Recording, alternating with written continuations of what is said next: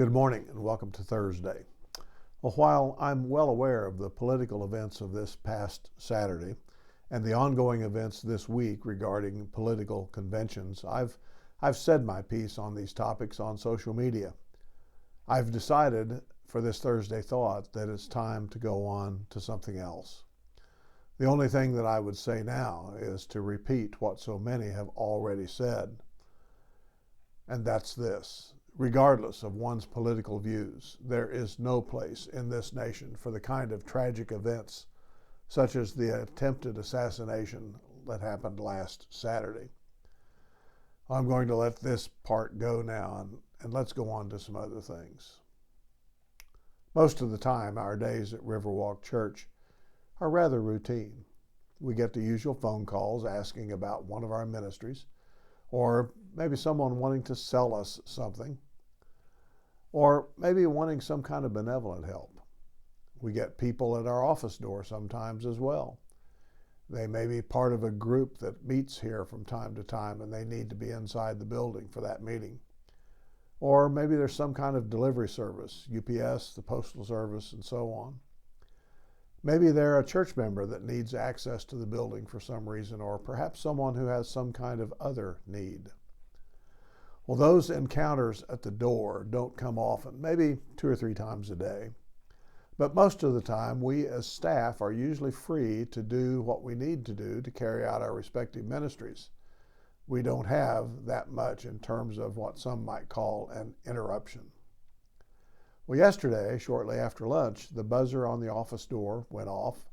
We have a phone buzzer type of system outside the door that someone can activate, and then we can visit with whoever answers.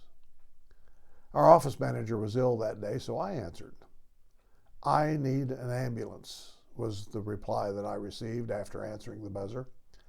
I couldn't make out a lot of the rest of what he was saying, so I said I would be right there. He sounded like he was in distress. I also asked Curtis, who was also in the office, to accompany me to the door because I was unsure what I might find there. Well, I answered the door, and a disheveled, unkempt man of about 55 years old was bent over, and he could barely speak. He had bad body odor, and he appeared to not have been clean in many days or weeks. He repeated that he needed an ambulance, and we let him in to sit in the cool office area. He said that he had been poisoned, and he appeared to have severe abdominal pain. Well, I called 911 and I requested an ambulance while Curtis watched him in the outer office area. He seemed to be cognizant of where he was and answered our questions as best he could. The fire department squad and the ambulance came within a few minutes, and I ushered them inside to where the man was sitting.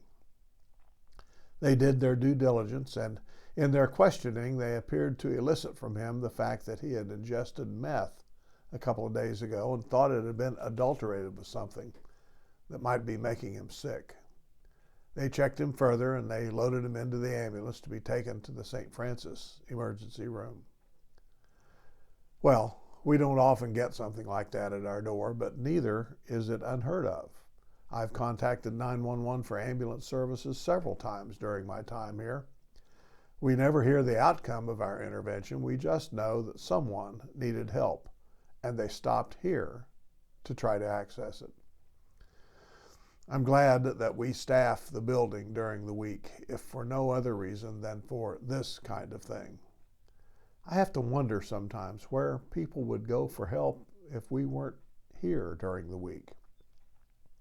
I recognize that many churches don't have anyone at their building during the weekday, and some can't afford to provide staff. However, it seems to me that if a church is in the people business, what better way to interact with people than to have someone at the building at least some of the time during the week who's willing and able to answer the door. And by far, most of the time, those at our door are not members of our congregation. Most probably have no church home, and most are in some kind of need. What better service could a church offer than to be a place where one could get some water in the heat, maybe use the phone, access a restroom, have a place to cool off for a few minutes, ask directions to some place, or maybe access the help of the ambulance or the police. Well, in case you haven't noticed, it's a rather rough world out there on the street, and it can be equally rough even if one has a roof over their head. A big part of Jesus' ministry was, quote, going about doing good, as Peter's sermon to Cornelius in Acts chapter 10 states. Although it shouldn't be the sum total of our ministry, just as it wasn't the sum total of Jesus' ministry, we, the church, today, I think need to be more cognizant of the need to go about doing good in our sphere of influence. One way we can do that is to be more available to those on the outside, to remove the barriers between us and them, to open ourselves to the kinds of service that sometimes are not pleasant or maybe require us to make some kind of sacrifice.